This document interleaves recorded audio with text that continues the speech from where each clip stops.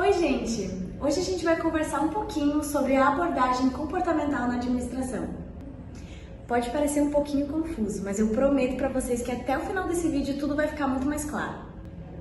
Principalmente porque eu, a Amável e a Laura e a Ana Luísa, a gente fez uma musiquinha que vai ficar no final do vídeo, que vai facilitar muito o entendimento sobre como essa teoria é aplicada no dia a dia das organizações. Bom, a teoria comportamental começou a ser usada pelas empresas lá pelos anos de 1950. Essa teoria veio para mudar essa ideia de que as empresas são como máquinas e que as pessoas são como peças. E ela diz que as pessoas são o mais importante em uma organização e que a gente precisa cuidar delas para que a empresa funcione bem. Essa teoria foi criada por pessoas como Herbert Simon, Chester Barnard e Kurt Lewis. Eles decidiram criticar a forma antiga como as coisas funcionavam. Era tudo muito rígido, as empresas tratavam as pessoas, os funcionários, como se fosse todo mundo igual. Não tinha diferença nenhuma. E eles não acharam isso muito bacana e foi criticado.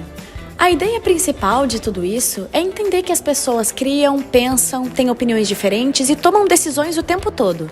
E se a gente entende e valoriza isso, as coisas funcionam muito melhores. Um dos grandes nomes dessa teoria é o Herbert Simon, que inclusive ganhou um prêmio Nobel, por mostrar que dentro das empresas, dentro das organizações, as decisões que as pessoas tomam são super importantes. E ele mostra também que dentro de uma empresa, para a empresa ter um bom funcionamento, na verdade, é importante que a gente entenda como as pessoas pensam e como as pessoas tomam decisões no dia a dia. Agora, vamos falar um pouquinho sobre duas ideias muito interessantes. A teoria X e a teoria Y, criadas por Douglas MacGregor. Essas duas teorias, elas mostram como a visão dos chefes pode ser interpretada pelos funcionários. Na teoria X, o chefe pensa que os funcionários não gostam de trabalhar, que eles só vão trabalhar direito se eles forem controlados, monitorados. Já na teoria Y, que é um pouco diferente, o chefe pensa que as pessoas gostam sim de trabalhar, só que elas precisam ser motivadas da forma correta. Assim, elas vão ter mais disposição e criatividade para trabalhar bem melhor. Um outro ponto importante dessa teoria é a pirâmide de Maslow, que ela explica que as pessoas têm várias necessidades que precisam ser atendidas por etapas. Primeiro, as necessidades básicas, que é ter dinheiro suficiente para comer, pagar as contas, ter um lugar para morar. Depois disso vem a segurança. A pessoa precisa sentir que aquele trabalho que ela está realmente é estável. Mas antes disso, vem as necessidades sociais, que é ter um bom relacionamento com o pessoal da faculdade, se dar bem com as pessoas do trabalho, tudo isso é muito importante. Depois disso, vem a estimativa, que é ser reconhecido e valorizado por aquilo que você está fazendo. E só então vem a autorrealização, que é aquele sentimento que a gente sente quando os nossos objetivos estão sendo concluídos depois do nosso potencial. Não é verdade? Não tem nada mais satisfatório que isso. Agora vamos entender como que o psicólogo Frederick Herzberg explicou a motivação no trabalho. Ele falou sobre dois fatores, os fatores higiênicos e os fatores motivacionais. Os fatores higiênicos são coisas como o salário, políticas da empresa, o ambiente de trabalho. Eles não motivam, mas se eles estiverem ruins, deixam todo mundo insatisfeito.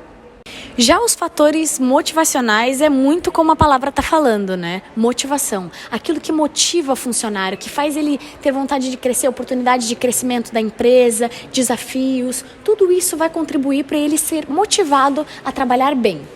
Vamos pensar em um exemplo. Uma empresa que tem ótimas condições de trabalho, paga super bem. Só que o funcionário faz e não é reconhecido. Ele não tem motivação no decorrer do tempo. Não vai ter a mesma motivação que ele tinha no início do contrato, por exemplo. Então, com o tempo, mesmo sendo bem pago, ele vai ficando desmotivado de tanto fazer pela empresa e de não ser reconhecido. Então, essa é a teoria comportamental. Ela nos ensina que se a gente valorizar as pessoas e entender o comportamento delas, todo mundo vai sair ganhando, tanto o funcionário quanto a empresa. Então, vocês estão falando sobre teoria comportamental? Sim. Sabia que tem uma música que fala sobre isso? Tem uma música que fala sobre isso? Sim. Meu Deus, então solta aí.